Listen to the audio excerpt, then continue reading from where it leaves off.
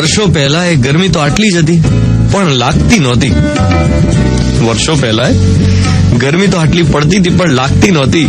મને યાદ છે, વેકેશનમાં હું મારા મોસાળ નાના નાનીના ઘરે રહેવા જતો. 2 રૂમ રસોડાનું ઘર, નાનું તો હોય જ, પણ લાગતું નહોતું. એ વખતે એક જ ઘરમાં 5-6 કઝિન્સ હોઈએ. નાના નાની, માસી, મામા મામી બધા રહેતા. તોય જગ્યાનો અભાવ ના લાગે. એવું ના લાગે કે જગ્યા ઓછી પડે. આખો દિવસ ધમાચકડી કરતા હોઈએ, તોફાન મસ્તી ચાલુ જ હોય. કિચનમાં આટલા બધા માણસોનું જમવાનું બનતું હોય, પણ ક્યાંય ગરમી આમ લાગે નહીં. બપોરના ટાઈમે જે રૂમમાં સૌથી વધુ ઠંડક હોય ને, ત્યાં જ એક જ રૂમમાં આખું ઘર હોય. આખું ઘર પ્લેગ્રાઉન્ડ બની જતું.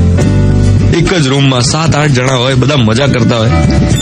ને બહાર જમવાનો તો સવાલ જ નહોતો. આખા વેકેશનમાં એક વાર કદાચ બહાર જમ્યા હોઈએ, બાકી તો ઘરનું જ. હા, ગોળા ખાવા રાત્રે જરૂર જવાનું. અને ઘરમાં ફ્રીજ હતું જ નહીં. ફ્રીજની સગવડ એવી હતી જ નહીં. બાજુવાળાના ઘરેથી થોડો બરફ લાવવાનો કે બજારમાંથી ખરીદીને લાવવાનો. ભર તડકે ક્રિકેટ ટીચવાનું, જે મજા પડે. વર્ષો પહેલા ગરમી તો 45 ડિગ્રી જ પડતી, પણ લાગતી નહોતી.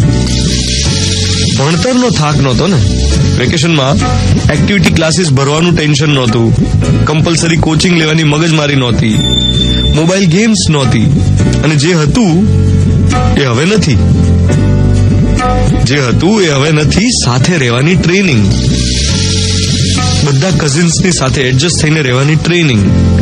પોતાનું ધાર્યું ન એ થાય એ સમજવાની ટ્રેનિંગ. ઘરમાં જ રહીને નવી નવી ગેમ્સ શીખીને ક્રિએટિવિટી ખીલવવાની ટ્રેનિંગ. ખર્ચો કરવાથી આનંદ ના મળે, સાથે રહેવાથી મળે. એ વાત શીખવતું વેકેશન ક્યાં છે?